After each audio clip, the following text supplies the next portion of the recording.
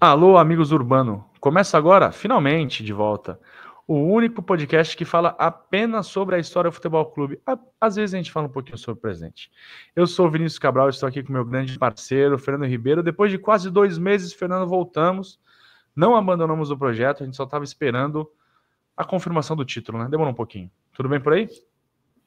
Vini, tudo bem agora, bastante aliviado, porque o maior pesadelo da nossa história acabou. A gente não pretende falar sobre Série B daqui a 10 anos, não vai ter um episódio da Série B. Não vale a pena. É uma Só se for página. bi, né? Só se for bi ou tri. Pode ser. Ave Maria. Mas é uma página que a gente, eu não digo esquecer, acho até que o Santos se comportou muito mal no início dessa Série Eu B, acho. né? Com Eu vergonha acho. de jogar a competição, tirou a Jogar camisa sem a 10 10. como se fosse macular a 10 que foi usada por Gerson Magrão, por Antônio Carlos Zago, né? Ricardo Boggio. Então, André Belezinha, enfim, já a lista é bem longa Bem longa. de jogadores não tão competentes assim que usaram a 10. Chico Santos se comportou mal, depois entendeu um pouquinho mais a competição. Não passou tanto susto, apesar da gente ter passado muito nervoso, né? Muita raiva, né, Fernando? Nunca saiu do G4, né, Acho que não chegou em nenhuma Não, rodada. saiu. Saiu naquela Mas sequência de 4 uma ou derrotas ali, duas, saiu. mas uma ou Isso, duas rodadas foi algo muito pouco. muito pouco. O projeto Série A não pareceu ameaçado em momento algum. Ameaçado, assim, real. Não, Antes não chegou não, a 10º lugar, 7º lugar. não. E mesmo no momento mais tenso assim da Série B, acho que foi o quinto ou sexto no máximo. Não sei se chegou a terminar a rodada na sexta posição. Acho que nem terminou a rodada na sexta Acho posição. que foi por aí, não lembro agora, mas foi por aí. Só É, para situar os amigos e amigas, a gente está gravando isso na noite do dia 18, um dia depois do Santos perder para o CRB, o 16º colocado da Série B, e sim. poucas horas depois da confirmação da demissão do técnico Fábio Carilli. Demissão É um não. Demissão não, foi como um do acordo. acordo, né? Como um acordo com o Fábio Carilli, mas é aquele como um acordo que eu acho que se o Santos deixa, ele ficaria, né? Ah, Então, mas o sim, Santos, sim. É como um acordo, é tipo separação, quando um não quer e o outro fala, então tá bom, dois não deixa. fazem. Isso. E aí a gente precisa também ser honesto com todo mundo. Eu tenho visto muitas pessoas falando, né? O objetivo foi cumprido, foi cumprido, mas a troco de quê, né? A troco de quê, assim, eu digo, a qual custo, né? Custou a saúde de muitos, inclusive a Nossa. minha, em alguns momentos. Então, assim, beleza, obrigado, Carilli, tchau e até nunca mais, sabe? Assim como o Carilli, alguns outros jogadores também, esperamos nunca mais ver usando a camisa do Santos. Eu não quero ver nem como visitante, Fernando. Tem cara aí que eu não quero nem Não, ver como visitante. é isso. E foi um Quando os ano jogadores horrível, assim. vierem, eu não vou na Vila ver, nem como visitante, eu me É recuso. isso, cara. Ontem conseguiram estragar. O Fernando tava falando com o Fernando ontem no WhatsApp, eu tava na Vila, né? O Fernando não foi. E eu tava falando com ele, falei, cara, tá um clima legal aqui. Aí mandei uns vídeos para ele, pessoal, bateria, tal, isso e aquilo. Tava uma delícia, cara, um tempo bom, um jogo bonito assim, né? O campo bonito. E aí os nossos guerreirinhos da Vila conseguiram não jogar nada, assim, sabe? E eu acho que isso também passa um pouco pela falta de gestão que o Santos tem, Fernando, do elenco profissional masculino, que é assim, pô, se o time já é uma nhaca quando vale, né? Sim. Porque em muitos momentos o Santos foi uma nhaca assim, desgraçada, assim, vários jogos. Eu elenco aí desses 37 jogos aí, o Santos em 30 apresentou um futebol modorrento. É Você isso. imagina já com a taça garantida, como é que o time não entrar. Então, assim, gente, sábado, confirmou o título, bota o reservão, chama os moleques, sabe? Putz, bota quem não jogou. Eu tenho certeza, cara, que os caras iam jogar com pelo menos mais gana. Tá? E eu acho que nem é falta de vontade mesmo. É um time que é mal organizado. E aí, cara, quando você entra meia boca, mal organizado com um time que tá jogando a vida, não importa se é o CRB, o Brusque, o CSA, que a gente já perdeu também, aqui na Sim. Vila, inclusive, você vai perder, cara. Enquanto você tem jogadores como o Rainer e João Basso no time, né? São jogadores que não tem nível para jogar no Santos, né? É difícil falar isso porque são profissionais, né? Enfim. Mas não tem nível para jogar na Série A, cara. O Basso já jogou a Série A aqui, o Rainer já jogou Série A em outros clubes, não tem nível para jogar a Série A. Assim como tantos outros, né, que estão aqui no nosso elenco. E é isso. O Santos vai ser provavelmente o pior campeão da história dos pontos corridos da Série B. E como o Fernando falou, não respeitou a competição no começo. Vamos jogar no Rio, vamos jogar contra o Boca, vamos jogar não sei aonde, não vai jogar com a 10. Cara, é humildade. E acho que um pouco disso refletiu quando você olha para a tabela. Pô, foi campeão, foi campeão. Mas o Santos não ganhou, Fernando, 17 jogos na Série B. Sim. Foram 9 derrotas, 8 empates até o momento. Provavelmente vai perder o último jogo, né? Porque o Sport vai vir babando. Sim. O Santos depende hoje do Ceará, né? Depende, mesmo assim, né? Mesmo se o Ceará ganhar, o Sport vai ter que jogar a Vera de qualquer jeito, porque o Ceará pode tropeçar. Se o Ceará perder também, porque se o Sport perder e o Ceará ganhar, o Ceará passa o número de vitórias, né? Empata em ponto. De todo jeito, o Sport tem que jogar para ganhar, não importa o resultado do Ceará, né? De vitória, derrota, empate hoje, o Sport tem que jogar para frente, com o Lucas Lima. Sim. Então, assim, quando a gente olha na pedra fria, classificou cedo, com 3 rodadas, foi campeão com 2, mas o futebol jogado, o desempenho, as coisas que aconteceram, as declarações do Carille, a qual é um cara que eu tenho muito respeito, tá? Me parece ser uma pessoa muito correta. É a impressão que a gente tem, né? A gente já conversou sobre isso, Fernando, mas sim, o profissional Carille que voltou do Japão, da segunda divisão do Japão, diga-se, voltou pior do que o profissional Carille que veio em 2021. Sem ideia nenhuma de jogo. A ideia era aquela, 2 volantes ali, Juliano, ora centroavante, auxiliar de centroavante, ora como disse o Noronha, um pivô de volante ali tocando para trás, pontas que não se alternavam, pouca utilização da base, insistência com jogadores como Pedrinho, La Quintana, aprovação de nomes como Patrick para compor o elenco, enfim, Rainer como titular, deixando o JP Sherman no banco, Basso como titular na reta final, muitos erros, cara. Pouca utilização do Rincon, por exemplo. E proposta, declarações infelizes, aquela proposta do Corinthians, enfim. Não dava mais pro Carille. A gente postou agora há pouco, tô falando muito, hein? Me interrompa aí, Fernando, quando necessário. Não, a gente postou agora há pouco no nosso Twitter, nosso X, a lista dos 24 técnicos que o MT contratou ou efetivou, enfim, tem cara que ele efetivou ali que era auxiliar, mas que passaram pela gestão MT nos 13 anos que ele comandou o clube. A gente vai ali de Geninho, Cabralzinho, né, nomes identificados aqui com a torcida, a medalhões como Lucha e Leão. Parreira, tem de monte, tá lá no nosso feed. Quem que você quer e quem que você acha que vem pro Santos para treinar o time na difícil temporada de 2025? Eu queria Guardiola ou Klopp. Perfeito, Klopp poderia ser, né? O Guardiola também, é só ele abandonar o Manchester City, enfim.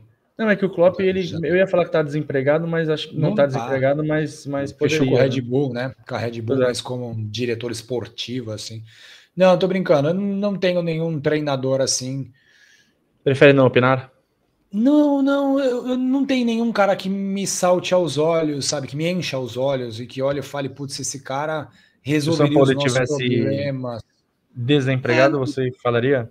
Não sei. O Jorge foi muito bem aqui, mas o pacote Sampaoli é um pouco chato, né? É um pacote auxiliar que agride, né? Reclamação o tempo inteiro, pedindo contratações amplamente duvidosas, né? Mas, Motinho, né? Foi um ano muito legal, né? Beach tênis, enfim. Popularizou. Meninos da árvore. Popularizou andar de bicicleta pela cidade como algo cult, não pobre, né, Vinícius? Foi muito legal da parte do Sampaoli. Muita gente acontece há 1000 anos aqui. Mas muita gente olhou e, nossa, olha, anda de bicicleta. Então, enfim. Mas, não, foi um ano muito legal. O time jogava muito bem, era muito legal acompanhar a equipe dele. Mas não sei se a gente teria um 2019 2.0 com o regresso dele. Realmente não sei. É difícil. Eu ainda acho que vai ser o famoso Pedro Caixinha, Vini. Acho mesmo. O nome está ganhando muita força aí. Tá certo que a gente está em épocas de redes sociais onde todo mundo quer secar com o Barcelos e dar a notícia em primeira mão, né? Mas vem batendo muito nesse nome, eu tenho percebido pouca rejeição. A gente sabe que as redes sociais pautam muito as últimas gestões do Santos, né? E eu não descarto, não, que venha Pedro Caixinha. Não acredito em medalhão, Tite e Felipão, não acredito, realmente não acredito. Cuca, acho que é um nome. Cuca, eu acho que é um nome bem possível. Acho mesmo, tá? Bate na madeira aí, galera. Eu acho que é um nome bem possível. Em não acertando com o Pedro Caixinha, eu acredito que vão atrás do Cuca, mas eu não traria nenhum dos dois. Mas também não tenho nenhum nome para conceder, não. Se o pacote de Sampaoli é penoso, o pacote Cuca é inacreditável. Acho que é o pior. Os piores penduricalhos do futebol mundial estão com o Cuca, desde os auxiliares ao Cuca mesmo, a sua familiares que passam nosso final de temporada.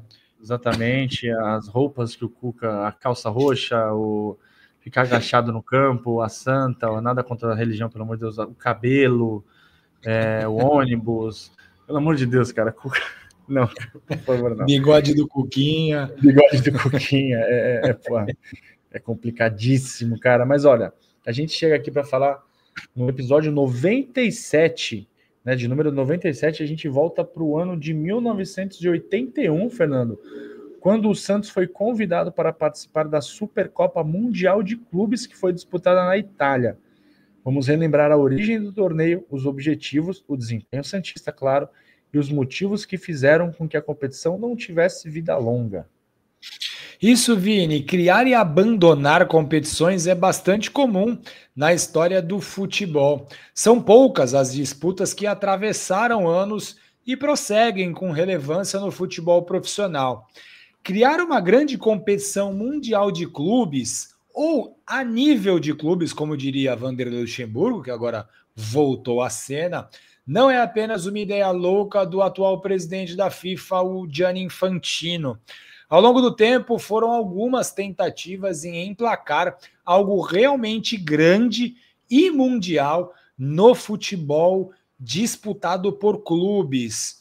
Enquanto as competições internacionais entre seleções sempre foram bastante festejadas, os torneios entre clubes de diferentes continentes nunca tiveram uma sequência muito longa. Os motivos foram inúmeros, né? Primeiro, pouco apoio financeiro, falta de datas no calendário regular de lugares muito diferentes, altos custos com viagens intercontinentais, obviamente nenhum incentivo por parte das federações locais, até por medo que essas competições globais, vamos dizer assim, atrapalhassem suas competições domésticas, e também desinteresse por parte dos dirigentes dos clubes mais famosos do mundo. Fernando, eu fico pensando nesse Super Mundial, né, que a gente vai ter agora, não sei se vai pegar, né, mas enfim, vai ter a primeira edição em 2025, acho que é a cada 4 anos, né, se não me engano. É isso, o Super é a cada 4 anos e a Intercontinental volta todo ano, né. Então, a gente vai ter 4 campeões de Libertadores, por exemplo, né, 24, 23, 22, 21, é isso, será? Quem ganhou 21? Foi o Flamengo, Palmeiras. Né? Palmeiras, Flamengo, Fluminense e agora Botafogo Galo. Mais 2 por ranking, que é Boca e River, né? São 6 vagas da América do Sul. Isso. Você imagina o Santos foi campeão da Libertadores em 2011. Isso. E se fosse disputar o Mundial em 2014, por exemplo, sei lá. O time que ganha é o time que vai, se ficar longe. 2013 foi jogar contra o Barcelona, Vini. Pois é, o time que ganha é o time que vai, né? Isso é até um alerta. Os times, claro, que vão se reforçar, né? Ainda mais que tudo que agora que é chancelado pela FIFA, a galera, né, cresce o olho. Enfim, lá em 68, Fernando, por exemplo, foi organizado um torneio para colocar em confronto os clubes campeões mundiais. Obviamente, a gente está falando só dos clubes da América do Sul e da Europa, né? Porque esse era o recorte geográfico feito na época. A Recopa Mundial teve 2 edições, com a primeira delas vencida pelo Santos, ao bater a Inter de Milão na decisão. O torneio teve em seu planejamento fases continentais e aí depois saíram os finalistas. Aqui na América do Sul, os 3 clubes campeões mundiais toparam e o Santos saiu isso melhor, levando o troféu da que ficou conhecida como Recopa Mundial. Na Europa, quem estava ali na cabeça, Fernando, era o Real Madrid, que desistiu e deixou o caminho livre para a Inter de Milão, e aí aumentando os boatos de que o Real fugia do Santos, né? Na final, o Santos derrotou a Nerazzurri, jogando lá na Itália, mas os italianos desistiram da partida de volta, Fernando. o que não impediu a vitória alvinegra, né? O Santos considera só o jogo do primeiro, o resultado do primeiro jogo, 1-0, gol do Toninho, o Guerreiro. E no ano seguinte, o Peñarol venceu a fase aqui do continente e foi proclamado campeão, porque novamente os europeus desistiram, né? Eles alegavam muitos motivos, né, Fernando? Violência era um deles, né? Isso. Também logística, né? Não é tão fácil ir daqui para lá. Mas a gente ia muito para lá, né? Os times daqui iam muito para lá. Acho que eles também tinham em 68, em 68, o Santos chegou a propor para a Inter que o segundo jogo fosse disputado em Nápoles. Você joga as duas na Itália. Se o problema é vir jogar no Brasil, a gente joga o segundo jogo em Nápoles. Ou seja, a campanha vem para Nápoles, Peixão, foi muito forte. Cidade portuária. Isso, e mesmo assim a Inter não quis. E aí o Santos acabou proclamado campeão só com o resultado da primeira partida. E aí, Vini, depois dessa competição não emplacar, teve 2 edições, 68 e 69, em 1981, a Prefeitura de Milão, que não tinha muita coisa para fazer, as ruas deviam estar todas muito bem asfaltadas lá, né? A Prefeitura não tinha muito o que fazer, juntou-se à emissora de TV italiana chamada Canal 5, e aí não confundir, como uma das melhores regiões da cidade de Santos, berço de ilustres santistas, né? Se tinha um ilustre santista aí do Canal 5. Eu, né, sou um ilustre santista. Teco.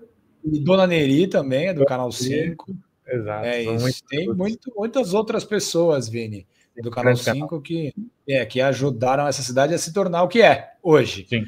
Mas, na verdade, foi o Canal 5 da Itália, o Canal 5, a TV italiana, o Canal 5 com a Prefeitura de Milão, se juntaram aos clubes Inter e Milan para a organização de mais uma tentativa de definir o campeão dos campeões do mundo. Inicialmente, o projeto previa a realização de 5 edições em 5 anos, obviamente, com a cidade sede alternando-se entre Europa e América do Sul.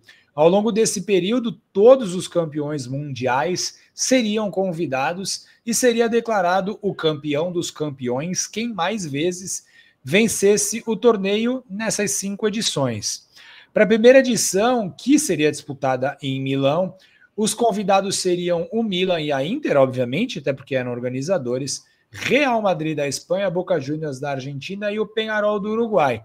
Milão seria, né, a cidade sede do primeiro e do 5º torneio. Os demais 3 locais não chegaram a ser divulgados na imprensa naquela época, Vini. Te agrada, Fernando? Formato? Nem um pouco. Muito clube do Bolinha, né? Só pode entrar quem foi campeão mundial. Não é? Não tem um sistema de classificação contínuo. Mas é uma recopa, né? Enfim, eu gosto mais de competições com caráter classificatório doméstico. Perfeito. Perfeitamente. A disputa da Supercopa Mundial de Clubes contou com a autorização da FIFA, o que obviamente não significa que esta tenha organizado, né? A FIFA autorizou, mas a organização ficou ali pela emissora italiana e por federações ali locais.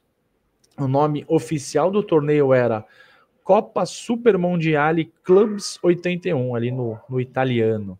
Aqui no Brasil, o torneio recebeu o nome de Pentagonal de Milão por alguns veículos de imprensa, enquanto outros utilizaram o nome de Supercopa ou Mundialito. Mundialito que era um nome muito comum também, né? Inclusive tem Mundialito de seleções, enfim. Isso. Assim como o Pentagonal, Hexagonal, Octogonal, também nomes muito populares ali nos anos 60, 70. Na Itália, os jornais usaram o termo Copa delle Stelle, ou Copa das Estrelas. O italiano do Fernando é muito melhor que o meu.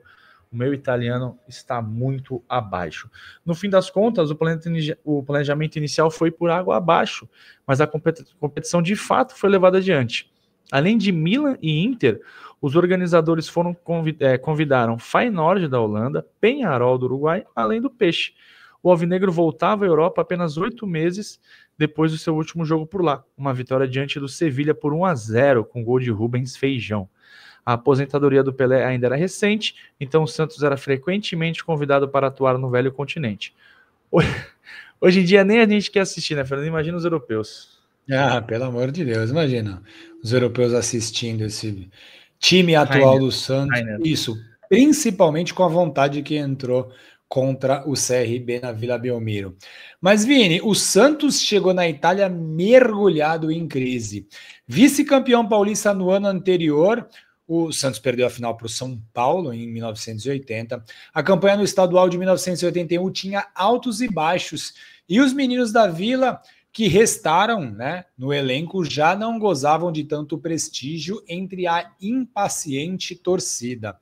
A derrota por 3-0 para o São Paulo no Morumbi e o fraco desempenho em campo, porque o Santos não perdeu esse jogo contra o São Paulo pelo Paulista 81 por muita sorte, fez a torcida ficar muito revoltada. No jogo seguinte, o último antes do embarque, foi uma partida contra a Ferroviária na Vila Belmiro. A torcida organizada Sangue Santista, do nosso amigo e ex-arruaceiro José Luiz Pinho, protestou a Sangue Santista e os seus integrantes não entraram no estádio. Ficaram do lado de fora gritando palavras de ordem, Vini. O objetivo, segundo eles, era protestar contra a escalação de jogadores que não mereciam vestir a gloriosa camisa alvinegra. A história se repete, né, Vini? A gente tá aí um bom protesto, hein, cara? Tá aí um bom... O perigo é não ter PDSWO, né? Meu medo é esse. Até os próprios jogadores não quererem se verem em campo. Exatamente. E aí eles também não entraram. Ele mesmo vai pro protesto. O próprio elenco só protesta contra o elenco. É um absurdo que esse jogador joga no Santos. Quem? Eu. Eu. E aí o time perde de WO. É isso. E, bom, o Santos até venceu esse jogo contra a Ferroviária, o jogo do protesto. O Santos venceu bem. Fez 4-1 no time de Araraquara, mas a paciência da torcida já estava esgotada, tal qual em 2024. Jogar a Supercopa não era só importante para fugir do caos que reinava na cidade de Santos e para atuar também no famoso cenário europeu. Para o Santos era uma oportunidade também de abastecer os sempre combalidos cofres. O convite, obviamente, veio acompanhado de um prêmio de $100 mil pela participação e $25 mil adicionais por partida. Na conversão da época, cerca de 8,5 milhões de cruzeiros. Além disso, se o Santos batesse campeão, Vini, levava mais 100 mil Kamalas Harris e, se fosse vice, levava 40 mil Bidens para casa. O dinheiro sempre valorizado, né? A moeda sempre valorizada por lá. Com o Carlos Braga liderando o departamento médico e José Rubens Marino liderando a delegação, o Santos partiu para a Europa. Lá ficou hospedado no hotel Joli ou Roli Milano, Fernando? Eu acredito que seja Joli. Ou Joli Milano, ou Joli, como queiram, que existe até hoje. Ou seja, você pode ficar no mesmo ambiente onde estiveram Marola, Joãozinho, Pita, João Paulo e até mesmo Roberto Biônico. Com sorte, você consegue pedir um misto quente Roberto Biônico, de repente. Né? Tipo, deve ter alguma homenagem por ele ter passado por lá, deve ter alguma foto. Ah, tem que ter. Chegou na capital da moda no fim do dia 17 de junho, uma quarta-feira, e entrou em campo na tarde do dia 19 de junho, uma sexta-feira. Pouco tempo, hein, Fernando? Pouco tempo. Pijama training, como diria a Lucha, né? A Supercopa foi iniciada no dia 16 com uma rodada dupla envolvendo os times de Milão. Para atrair ainda mais atenção, uma surpresa. O holandês Johan Cruyff integrou o time do Milan no primeiro tempo da partida diante do Feyenoord. O Cruyff regressava do futebol norte-americano, onde atuou pelos Diplomatas de Washington e jogou os 45 minutos iniciais da partida inaugural da competição. O confronto terminou sem gols. No jogo de fundo, Inter e Peñarol empataram em 1-1. Pô, muito legal, né? A gente, beleza, vamos tirar, esquece regulamento, esquece modelo. Pô, tu tá de Milão de bobeira. E eu vou te falar, Fernando, estive em Milão, né? Nossa, conheço Milão. O cara ficou lá 2 dias, foi para 3 lugares. Né? Como eu gosto de Milão. Porra nenhuma pra fazer lá, cara. Uma rodada duplinha ali pra tu ver 2 baba desse, tá valendo demais, cara. Então, com o Cruyff jogando ainda, aí o Cruyff tava voltando lá do Washington Diplomats, e depois ele voltaria para jogar no Ajax, fez sucesso, depois foi pro Feyenoord, fez sucesso. Então não era um Cruyff de bengalas, não, Vini, era um Cruyff até não, ativo, porque depois fez sucesso jogando em clubes holandeses. Obviamente não jogava mais pela seleção, mas era um Cruyff com grife, era um Memphis Depay mais ou menos, assim. um cara um pouco no auge, assim, né? Não tava ele ia na quebrada lá fazer o cabelo. Não era um Ledesma que veio no final da sua carreira. Era um Memphis Depay. E Vini, os uruguaios do Peñarol foram os primeiros adversários do Santos. Sem qualquer tempo para descanso, o time que era treinado por Sérgio Clérice não conseguiu mais do que um empate. Empate este em 1-1. O Pita abriu o placar para o Santos, mas o Rodolfo Abaldi igualou para o Peñarol. E só para a gente relembrar aí os craques, o 11 inicial santista contou com Marola no gol, Suemar, Joãozinho, Amaral e Washington, Toninho Vieira, Pita e Gilberto Costa, Claudinho, Eloy e João Paulo. No time penharolense estavam 3 jogadores que foram titulares na conquista da Libertadores, por parte, obviamente, do Peñarol, no ano seguinte. O Victor Diogo, Mário Saralegui e também o famoso centroavante Fernando Morena. O time do Santos não gozava de tanto prestígio assim no futebol internacional. O zagueiro santista Amaral era o mais conhecido porque ele tinha disputado a Copa do Mundo de 1978 como titular pela seleção brasileira. Dos demais atletas, Pita e o Marola já tinham atuado pela seleção principal, porém em amistosos aqui na América do Sul contra seleções sul-americanas. Quem era bastante conhecido na Itália, Vini, era o técnico santista Sérgio Clérice. Quando era jogador, ele surgiu no Nacional aí de São Paulo, passou por Palmeiras e Portuguesa Santista antes de jogar no Lecco, um time italiano, em 1960. Ele ficou na Itália até 1978, com passagens marcantes por Bolonha, Atalanta, Verona, Fiorentina, Napoli e Lazio. O Clérice era atacante e marcou 103 gols na Série A italiana.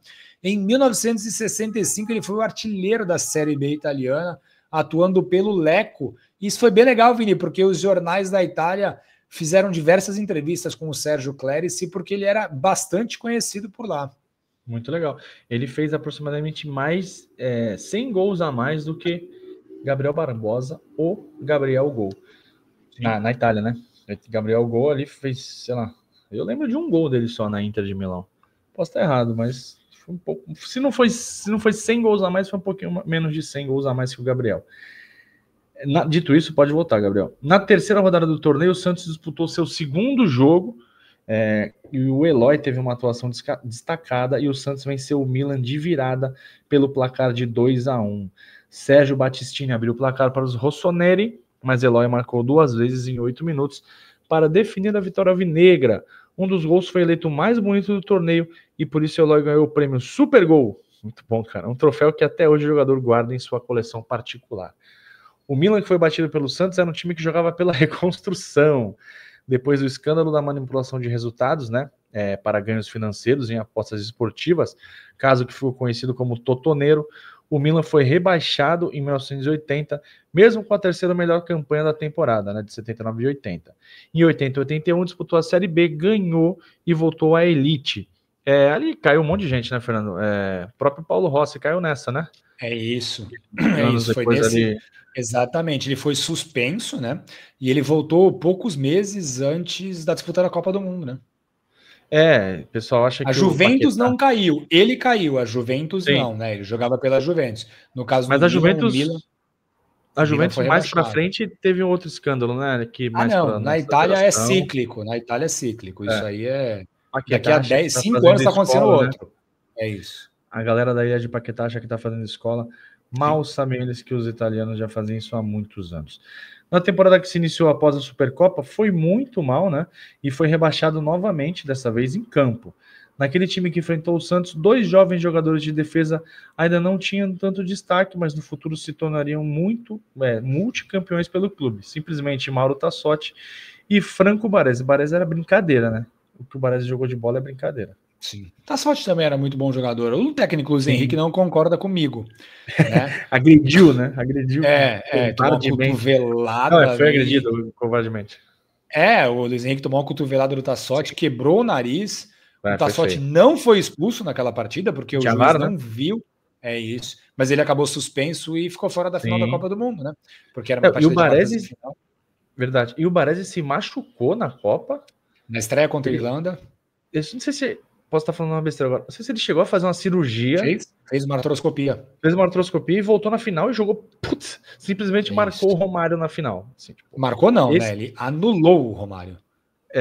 Forçando inclusive o Romário a perder um gol bizarramente, né? Aquela linha tênue que separa os gênios, né? Que se o Brasil perde aquela Copa nos pênaltis, o Romário ia ser execrado até hoje, cara.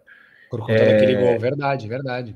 Esse é o tamanho do Baresi no mundo, do futebol, cara. Ele jogando, sei lá, 30% da condição, tudo bem, perdeu o pênalti, né? 30% da condição dele, ele simplesmente anulou o melhor jogador do mundo. E um dos melhores da história. O penal do Baresi foi anulado pelo penal do Márcio Santos, então a culpa fica com o Massaro e com o Baggio mesmo. Sempre. Coitado do Roberto. Né? Coitado dos Robertos, né?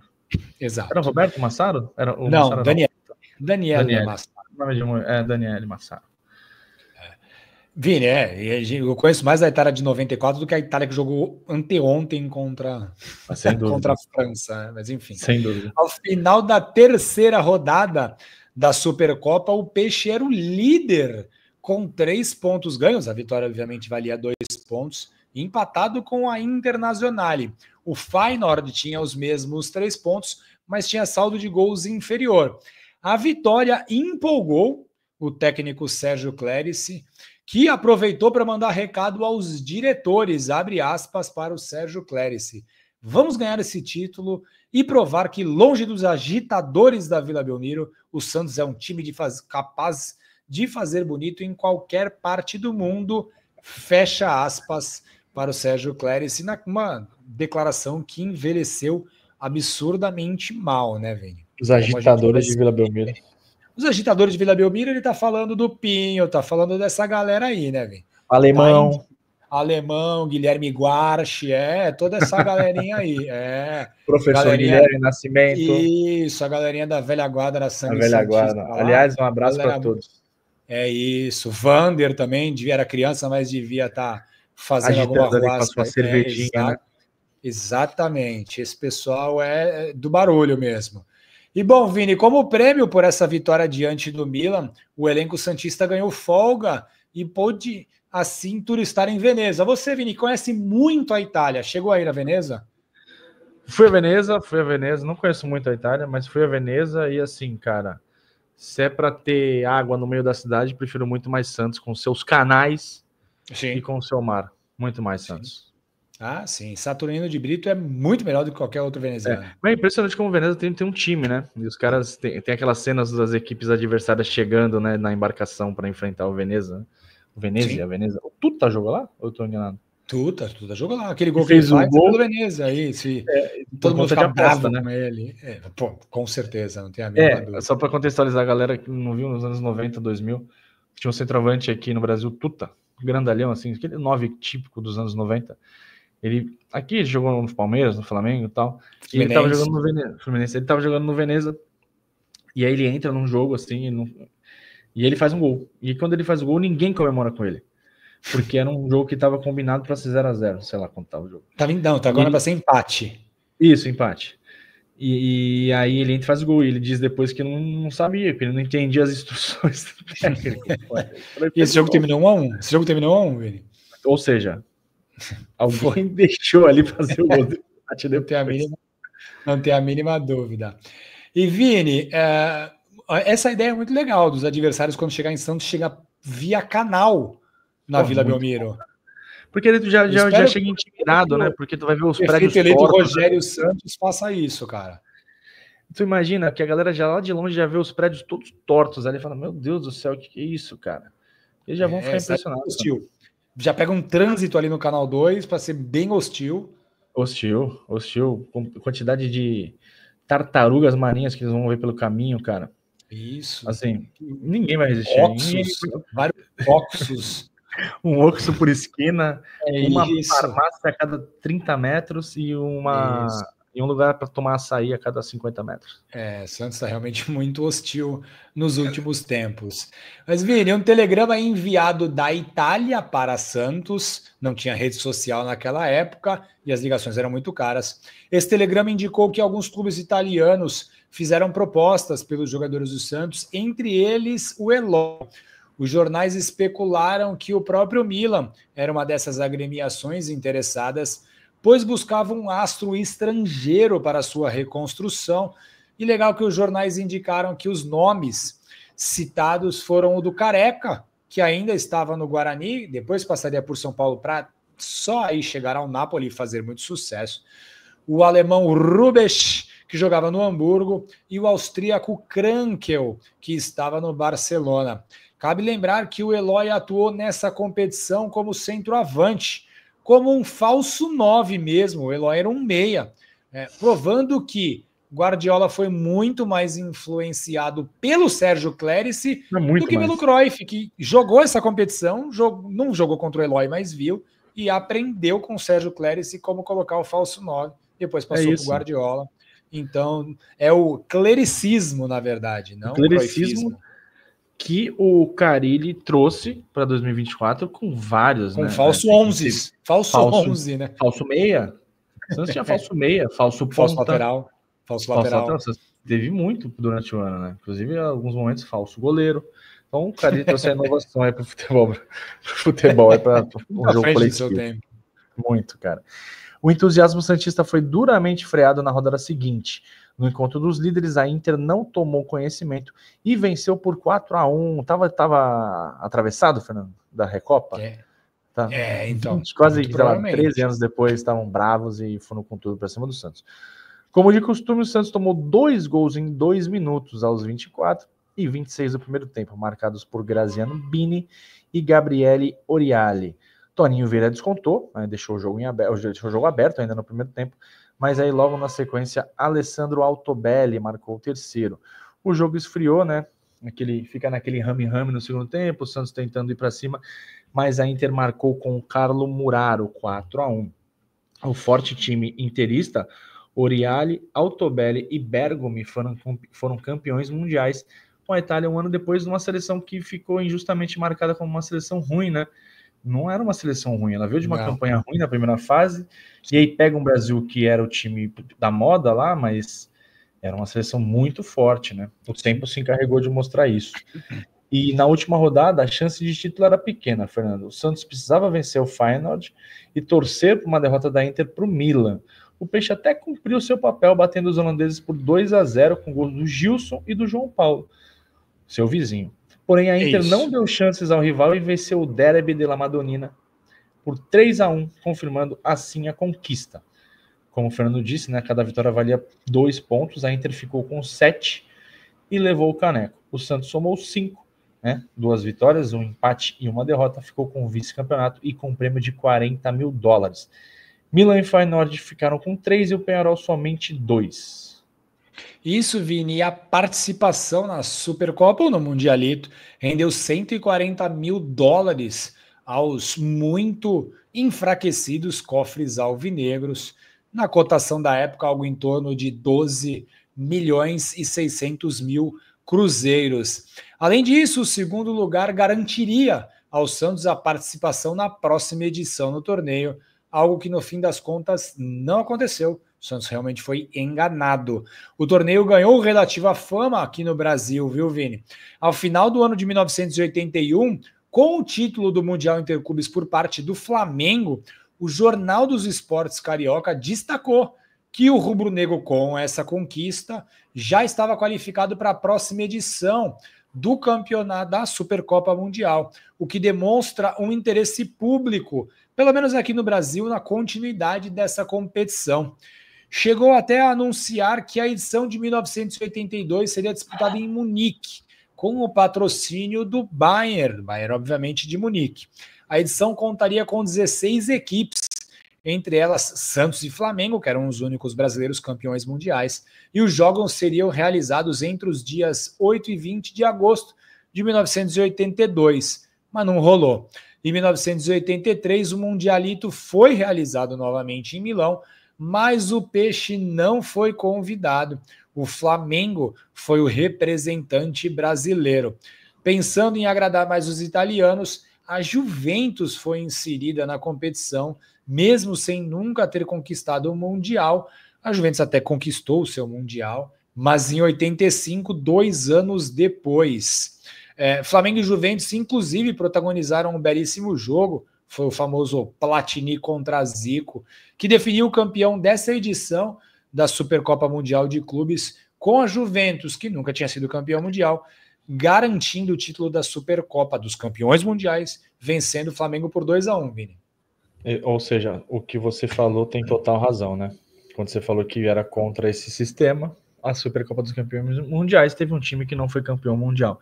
E foi, mas 2 anos depois, né? Isso, não tinha sido naquele momento. Né? E duelo Zico e Platini se repetiu, né? Um ano depois na Copa de 86 e de novo o francês levou a melhor contra o Galinho. O Brasil foi eliminado pela França. E aí depois, Fernando Santos teve um convite, né, em 1985 para um torneio em Cesena, na Itália, mas que não foi organizado pelos mesmos idealizadores da Supercopa Mundial.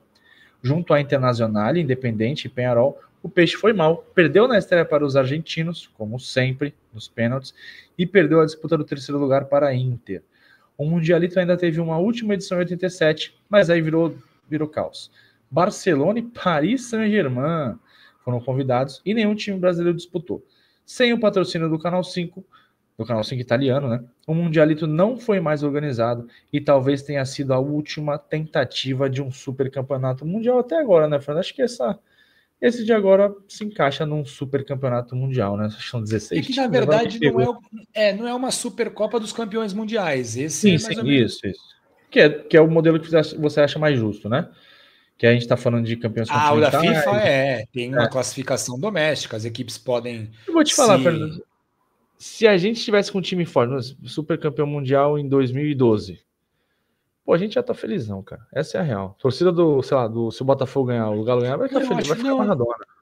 Então, Vini, assim, a ideia da FIFA tem bastante coerência. Talvez não tão da maneira como eles estão fazendo. Né, cara? É muito difícil executar calendário.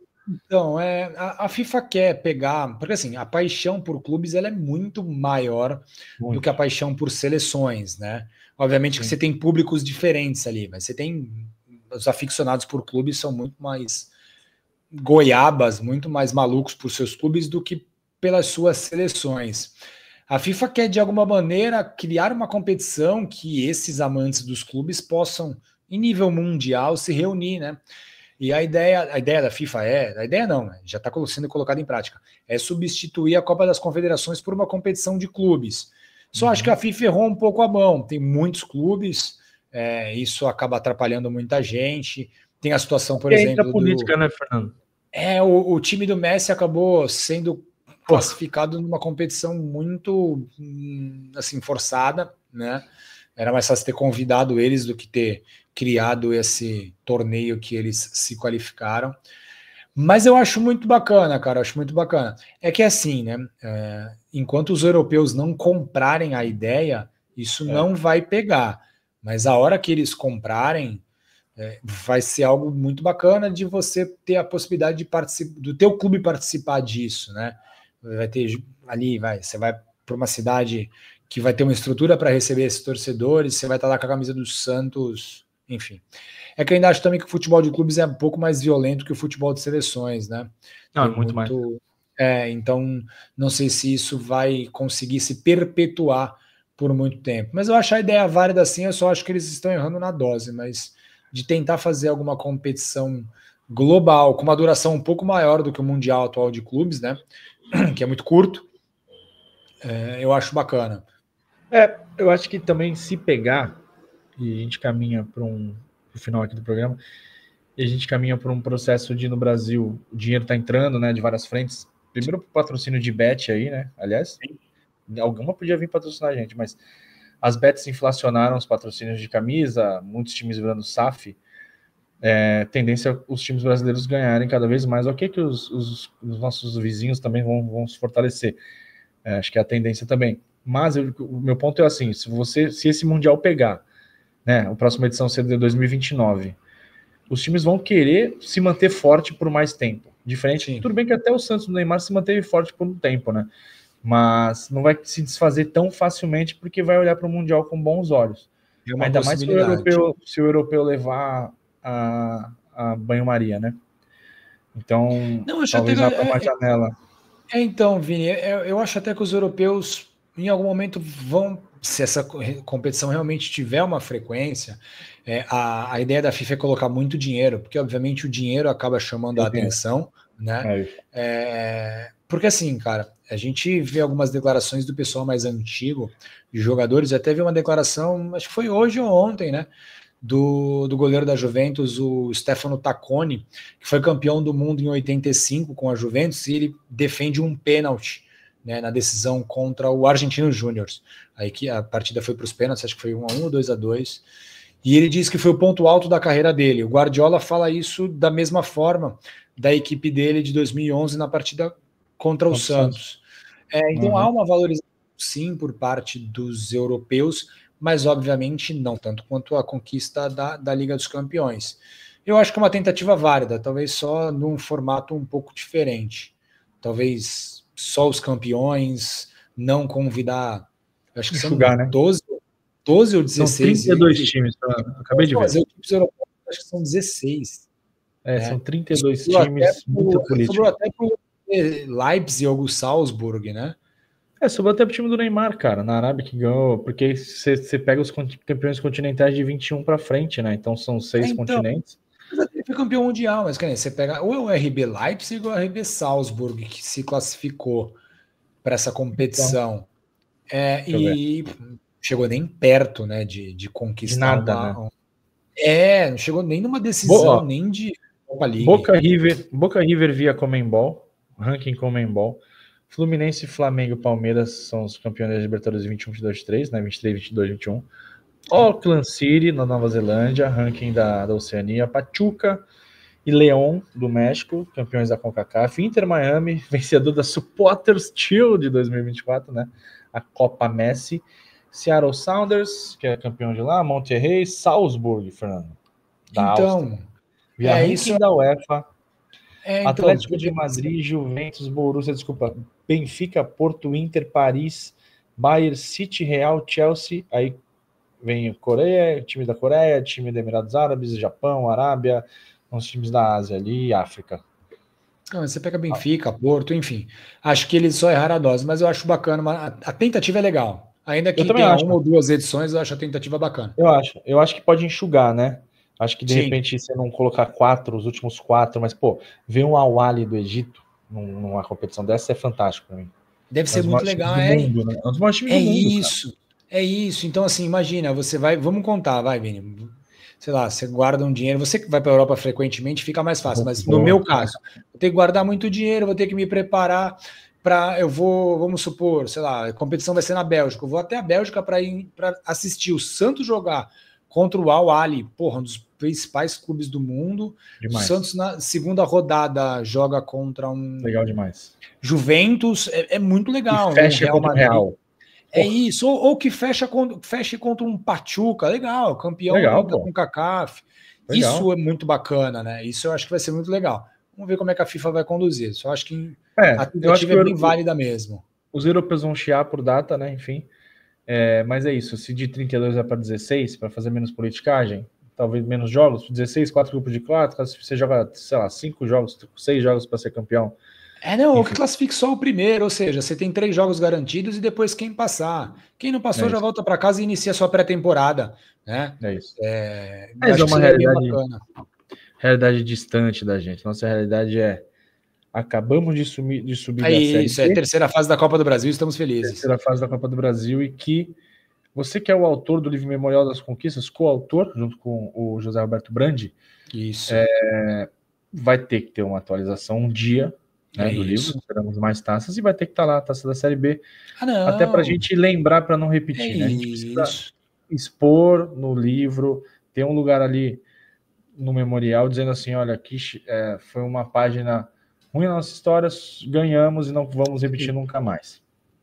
Não, tudo vai se desenhar como é que vão ser os próximos 2-3 anos, né?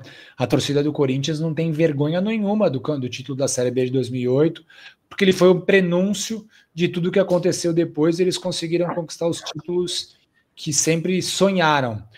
No Palmeiras, a primeira eles até levaram na boa, a segunda foi o prenúncio de um Palmeiras totalmente diferente, ganhou quase tudo, só faltou o título mais desejado por eles, né? Eles aproveitaram. Agora ficou difícil, né? Eles aproveitaram esse momento para se fortalecer. Os próximos 2, 3 anos podem transformar essa conquista da Série B num momento muito lindo de reconstrução e realmente de virada de página. Mas eu só tenho medo que a nossa Série B se pareça com a Série B do Vasco, né? Que eu acho que até nem chegou a ser campeão da Série B, o Vasco, em todas as quedas. Né? O Vasco caiu 4, né? Muita queda. Então, mas a Série B se tornou algo comum para o Vascaíno, né? O Vascaíno tá feliz pra caramba e eu olhei na campanha, está em 10º.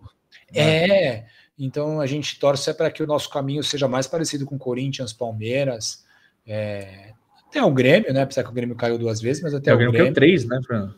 3, verdade, 3. Teve uma na década de 90. Seja mais parecida com isso. Seja mais parecida com isso do que com a do Vasco, né? Que é um clube tão grande, tão histórico quanto o Santos, mas que passa por uma crise absurda. A gente falou muito, fazia tempo que a gente não gravava, pessoal. Falamos bastante de vários assuntos, então tem de tudo aí. Tem de Série B, a Mundial e passando pelo tema do programa, a Supercopa Mundial de 81. Valeu, Fernando. A gente volta daqui 2 semanas para falar sobre algum momento histórico da nossa riquíssima e memorável história no futebol mundial. Valeu, Fernando. Valeu, galera, e até a próxima. Tchau, tchau. Valeu, tchau, tchau.